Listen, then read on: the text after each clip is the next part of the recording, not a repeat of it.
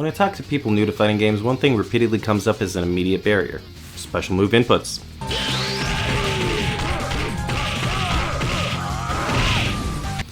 For new players, these motions are often so removed from the commands other games ask them to do that even if they're used to arguably more complicated control schemes, it can take a long time to build up the muscle memory to do them on command.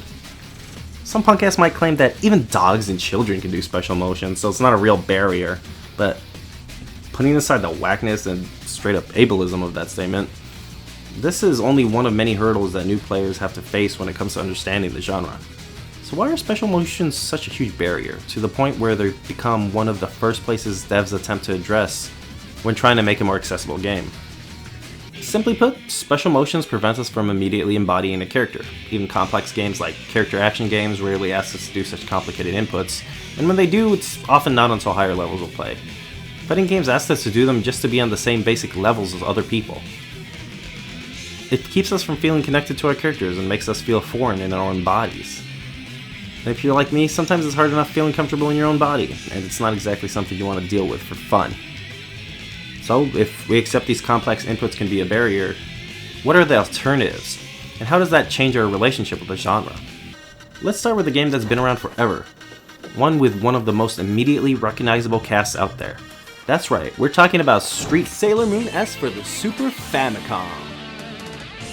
Released in 1994, Sailor Moon S is a fighting game based on the anime of the same name, obviously, and was made at a time where the design conventions for the genre were less established. Because of this, Sailor Moon ended up with a fighting game with some wild mechanics that lead to absurd damage, highly exploitable moves, and a ridiculous comeback factor. Sailor Moon generally operates similar to a traditional Street Fighter style fighting game, complete with complex motions for specials and supers. What's interesting is even back then, developers were attempting to address the complexity of the controls. Under the options is the ability to use simplified specials by using a combination of shoulder and face buttons. Because characters are so ridiculously unbalanced to start with, it makes high-tier characters like Uranus even more unfair, allowing your access to things like full-screen command grabs. On the flip side, it removes requirements for things like charge moves, making characters like Mercury more effective as zoners, and allowing everyone access to instant and unlimited super attacks. Sailor Moon S is a good example of what happens when a game isn't made with these shortcuts in mind. It creates something wildly unbalanced. Though it ends up being kind of fun, since the base game is already unbalanced in an unenjoyable way, and the shortcuts give more characters access to broken techniques and allows new players to sample what makes the game so wild. But okay, what if you built an entire game around those simplified motions? Could we still get that same wild experience without the complex controls? Enter Pocket Rumble, a simplified fighter with aesthetics of a Neo Geo Pocket Fighter, but drawing inspiration from everything from Darkstalkers to Guilty Gear. Damage is simplified, and moves are done simply by holding either down back or down forward, and one of two attack buttons. Because it uses directionals to activate specials, it keeps the inherent offensive and defensive properties of moves from traditional fighters. For example, a Dragon Punch style attack is often considered an aggressive move since you have to hold forward and stop blocking. Meanwhile, a Flash Kick or Sonic Boom not only begins from a blocking or retreating stance, but requires you to hold the stance before it activates. Pocket Rumble generally follows a similar logic.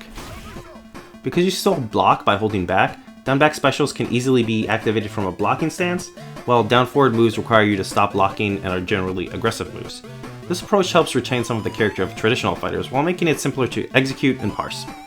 The simplicity of commands and damage mechanics means it can move complexity elsewhere, giving characters unique mechanics, meters, and movement options without becoming overwhelming. The variety of styles here makes it almost feel like a crossover game within itself. Each character's tools and goals are so different that it almost seems like each of them is playing a different game, but unified under a single set of controls. Pocket Rumble can incorporate a puppet character, a setup-heavy zoner, a glass cannon who spends his health for invincible moves, a character built around parries, and a werewolf who bounces off walls, without a single one of them feeling like they're out of place. Nobody has the same tools, but everybody still forms a part of a coherent cast. Okay. But what if we want those simplified motions with a traditional ground-based fighter? In comes Blade Strangers, made by Studio Seizensen, formed partially from members of Fill-In Cafe and Treasure. Blade Strangers was created specifically in response to the feedback that their previous fighting game was too difficult to get into. The game itself is not unlike Street Fighter 4, with a focus on the ground game and smart use of meter to extend combos and juggles. Specials here are done with a directional input and a special button, and supers are done by a combination of buttons or a shortcut button. Here we start seeing the limits of a simplified system. Because you can't add different strengths of attacks at the end of a motion, you need to press a second button alongside the special attack to modify the strength and trajectories of each move. It ends up forcing you to remember more despite what seems to be a simpler system at a glance. It doesn't simplify the character complexity or need for complex execution in terms of juggles or combos. What it does do is make it easier to react in neutral and quickly know what tools your characters have, since everybody's inputs are the same. Combined with some universal shared combos, you can pick up a character and generally understand what their game plan is and how you can get there. But Amr, you might say, those are all weird ass anime games and they scare me because they're different. I need some established characters and mechanics or I can't be bothered to pay attention. Well, first of all, maybe you should live a little. Come on, stop being so dang close-minded and expand your horizons, you know? But if you're really gonna be stubborn, I got the thing for you. Street Fighting EX Layer, baby! That's right, Street Fighter EX developers Arika are back and they've brought their unique take on Street Fighter mechanics and archetypes to the 21st century, adding a new progressive control scheme alongside it. No, literally, that's what it's called. In progressive mode, special inputs are simplified to a single direction input and a normal attack button. Supers are activated with 2 directions, then an attack button. The catch here is that you need to return to neutral before you can input the commands for a special, so you won't accidentally activate them if you're holding the direction. Because Fighting EX Layer also includes the option for more traditional motion inputs, it's easy to directly compare the two. With classic controls, you can kind of fudge the timing a bit, as long as you do the correct motion, but progressive requires tighter timing since you need to let off the movement controls then hit them again. Progressive removes overlap with certain moves. There's no chance, for instance, to get a quarter circle move when you're trying to do a half circle or dragon punch motion. On the flip side, progressive removes the option to buffer moves out of certain stances, like walking forward into a dragon punch. The stricter timing can also make things like canceling low attacks to the specials more difficult, while moves like traditional grappler motions are way easier since you only need to hit a single direction instead of spinning your entire stick. Amazingly, it still manages to keep the requirements for certain moves like 360s intact by starting with up motions, forcing you to buffer them out of another move if you don't want to accidentally jump and leave yourself open.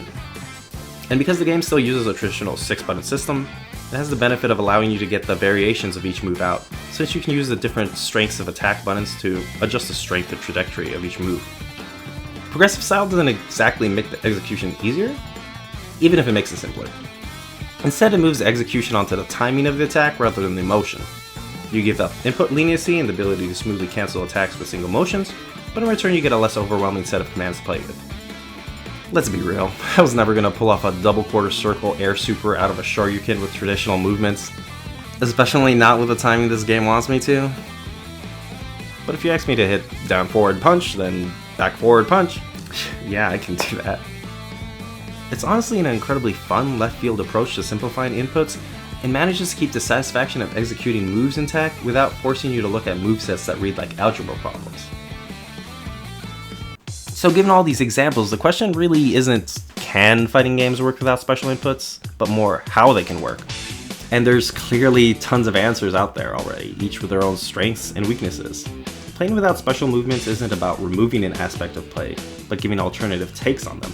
I mean, even Street Fighter V, one of the biggest fighters in the world, has experimented with it, including 2 characters with movesets that almost entirely toss out the motion inputs. This is far from an exhaustive list either.